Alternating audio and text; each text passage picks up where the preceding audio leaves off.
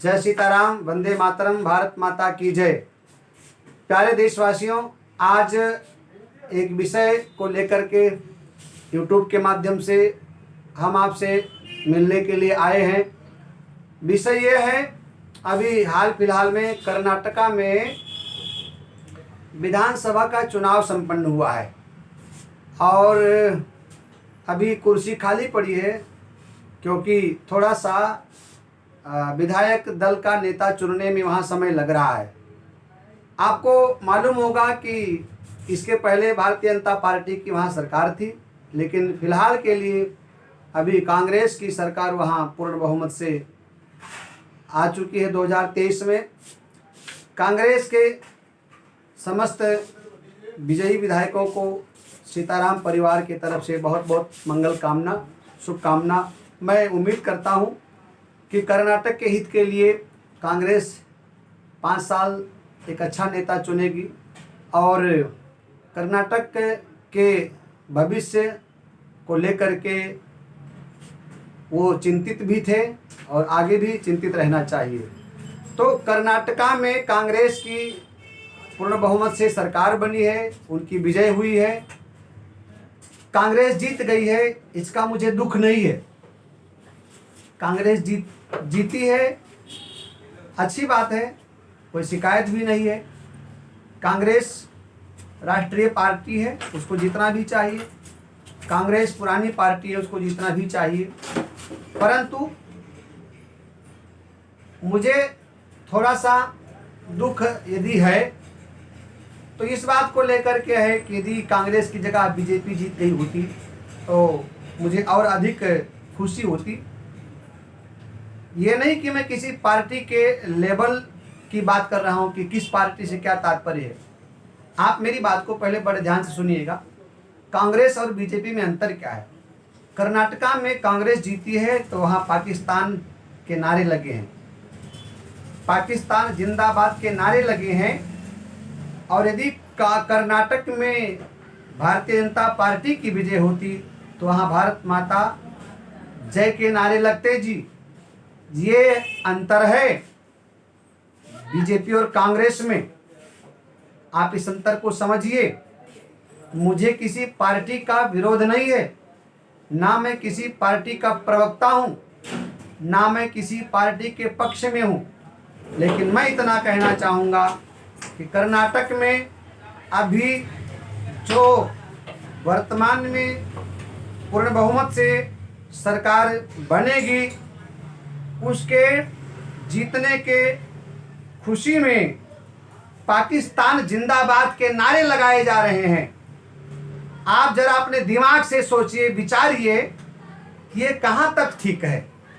भारत में रह करके भारत के साथ गद्दारी करना, ये क्या उनके डीएनए में आ चुका है, जिन्होंने कर्नाटक में कांग्रेस के जीत पर पाकिस्तान के जिंदाबाद के नारे लगाए हैं। ऐसा क्यों होता है बार बार?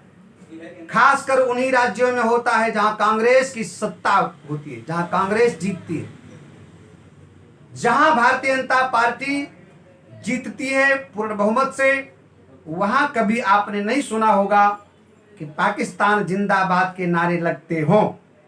लेकिन ऐसा ही क्यों होता है कि जिस राज्य में कांग्रेस पूर्ण बहुमत के साथ आ जाती है, वहां अधिकतर पाकिस्तान जिंदाबाद के नारे लगते हैं। ऐसा क्यों हो रहा है? कोई भी प्रदेश आप ले लीजिए जहां कांग्रेस पूर्ण बहुमत से आई है, वहां पाकिस्तान जिंदाबाद के नारे लगे हैं। क्या हो गया इस देश को कि अपने देश के साथ गद्दारी कर रहे हैं वो लोग। जिस थाली में खाते हैं उसी में छेद कर रहे हैं। रहते हैं भारत में, खाते हैं भारत की, गुणगान गाते हैं पाकिस्तान की, जयकारा लगाते हैं पाकिस्तान की, जिंदाबाद के नारे लगाते हैं पाकिस्तान की। मेरे प्यारे दोस्तों, साथियों, आपको दिमाग से सोचना है, आपको दिल से सोचना है, आपको उचित अनुचित का ज्ञान होना चाहिए। आपको मालूम होना चाहिए कि ये देश के साथ गद्दारी का मतलब क्या होता है। और ऐसे गद्दार व्यक्तियों के साथ मैं केंद्र सरकार से निवेदन करूंगा, चाहे कोई भी पार्टी का व्यक्ति क्यों ना हो, चाहे कोई भी समुदाय का व्यक्ति क्यों ना हो, चाहे कोई भी धर्म का व्यक्ति क्यों ना हो, यदि भारत में रह करके भारत के साथ गद्दारी करे, भारत में रह करके भारत के धरती से पाकिस्तान जिंदाबाद के नारे लगाता है, तो ऐसे देशद्रोहियों के ऊपर जो कानून बनता है उस कानून के हिसाब से सख्त कानूनी कार्रवाई करनी चाहिए। और रहीमदास जी का एक दोहा मुझे याद आ रहा है कि खीरा मुख से काटिए और उस पे मलिए नमक लगाए। जी हाँ, खीरा मुख से काटिए और उस पर मलिए नमक लगाए, और रहीमन कड़वे मुखंड को चाहिए ही सजाए।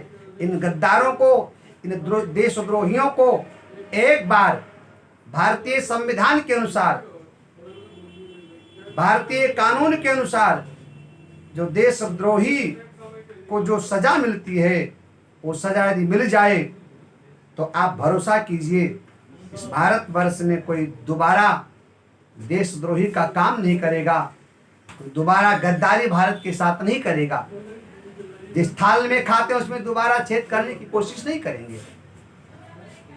और मैं निवेदन करूंगा कांग्रेस पार्टी के जो बड़े बड़े लीडर हैं, नेता हैं, उनसे भी निवेदन है कि कृपया तुम पुरानी पार्टी हो, राष्ट्रीय पार्टी हो, इतने बड़े लेवल पे पहुंचने के बाद में तुम्हारे जीतने पर यदि भारतवर्ष में पाकिस्तान जिंदाबाद के नारे लगते हैं, लगाए जाते हैं, तो सवाल तो तुम पर बनता है, सवाल तो तुमसे पूछा जाएगा। और ध्यान देना, आखिर कब तक चलेगा इसका जवाब समय आने पर वही जनता तुम्हें देगी जिसने तुम्हें एक उम्मीद के साथ पूर्ण बहुमत से सत्ता में ला करके स्थापित किया है।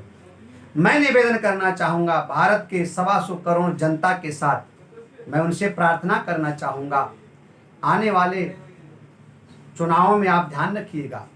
मैं किसी पार्टी का प्रवक्ता तो नहीं हूँ, मैं किसी पार्टी की बात तो नहीं कर रहा हूँ, लेकिन इतना ध्यान रखिएगा कि पाकिस्तान जिंदाबाद के नारे कौन लगाता है और भारत जिंदाबाद, भारत माता की जय के नारे कौन लगाता है, हिंदुस्तान जिंदाबाद के नारे कौन लगाता है।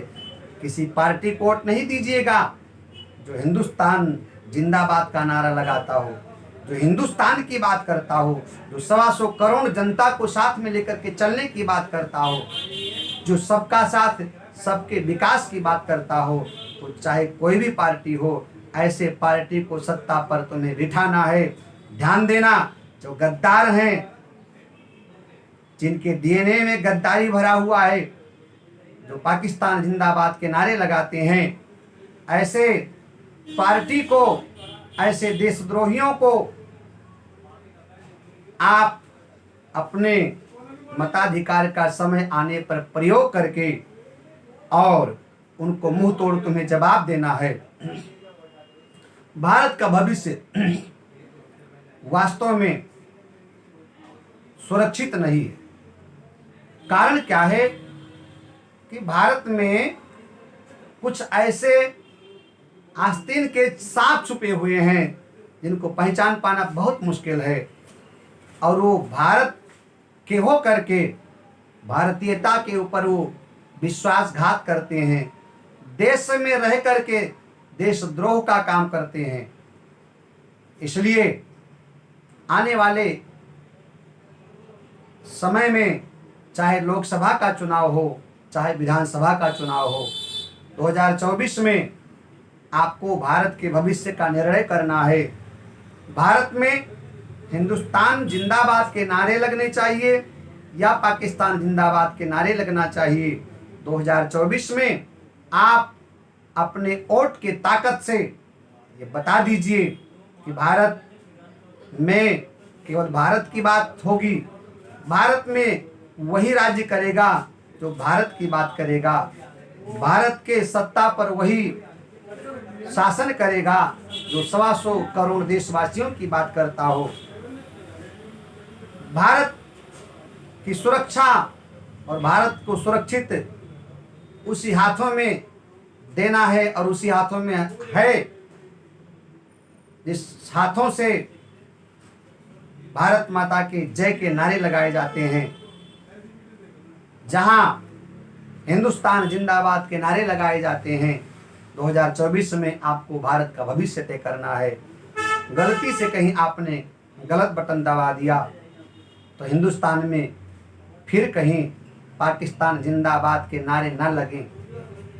कर्नाटक की हम बात कर रहे हैं, वो कर्नाटक जहाँ हनुमान जी का जन्म हुआ था, वो कर्नाटक जो श्री हनुमान जी महाराज की जन्मस्थली है, वो कर्नाटक जहाँ प्रभु श्री राम स्वयं चल करके गए थे, वो कर्नाटक जहाँ हनुमान जी महाराज की भगवान श्री राम से पहली मुलाकात हुई थी, उसी कर्नाटक में आज नाटक हो रहा है। और नाटक क्या साहब, भद्दा मजाक हो रहा है। उसी कर्नाटक की धरती से गद्दारों ने, देशद्रोहियों ने पाकिस्तान जिंदाबाद के नारे लगाए हैं। मैं उन गद्दारों को, देशद्रोहियों को कहना चाहूँगा, हिंदुस्तान जिंदाबाद था, हिंदुस्तान जिंदाबाद है, हिंदुस्तान जिंदाबाद रहेगा। ये चंद गद्दारों की वजह से अपने भारत को कोई खतरा नहीं है। इन गद्दारों को तो समय आने पर भारतीय जवान, भारतीय कानून, बाबा साहब भीमराव अंबेडकर के द्वारा बनाए गए संविधान के अनुसार इन भारत के गद्दारों को सजा मिलेगी। और ये जो भारत में रह करके पाकिस्तान जिंदाबाद के नारे लगाते हैं, इनका अंत होगा निश्चित रूप से। लेकिन एक बात आप ध्यान रखिएगा, आने वाले समय में लोकसभा हो चाहे विधानसभा हो, आपको उसी पार्टी को सपोर्ट करना है जिसके शासन में भारत माता का सीना चौड़ा हो जाए, गर्व से जहां हम लोग कह सके कि हम हिंदुस्तानी हैं, हम भारतीय हैं। तो इन्हीं शब्दों के साथ आप सबको बहुत बहुत धन्यवाद। हमारे साथ यूट्यूब चैनल पर आप जुड़े रहे और हमारे यूट्यूब चैनल को आप लाइक कीजिए, सब्सक्राइब कीजिए, शेयर कीजिए। और मैं एक कथा प्रवक्ता तो हूँ, लेकिन कथा प्रवक्ता होने के साथ साथ मैं भारत का नागरिक हूँ। इसलिए मुझे जब ऐसे कोई वीडियो दिखाई देता है या टीवी के माध्यमों से जब हमें समाचार के माध्यम से खबर लगती है तो मुझे दुख होता है, क्योंकि भारत अपनी माँ है, भारत मातृभूमि है। और भारत की धरती पर जब कोई देशद्रोह का काम करता है, गद्दारी का काम करता है, तो सीना छलनी हो जाया करता है। मेरे विचारों से किसी को दुख नहीं होना चाहिए। मैं किसी पार्टी का विरोधी नहीं हूँ, मैं किसी पार्टी का पक्षधर नहीं हूँ, मैं किसी पार्टी का प्रवक्ता नहीं हूँ, लेकिन मैं भारत का नागरिक हूँ। मैं हिंदुस्तान का नागरिक हूँ। भारत में मेरा जन्म हुआ, मुझे अपने भारत पर और अपने भारतीयता पर गर्व है, मुझे सनातन पर गर्व है। इन्हीं शब्दों के साथ आप सबको बहुत बहुत आशीर्वाद, मंगल कामना। सीताराम परिवार आपके मंगल की कामना करता है। आप स्वस्थ रहो, सुखी रहो, दीर्घायु रहो।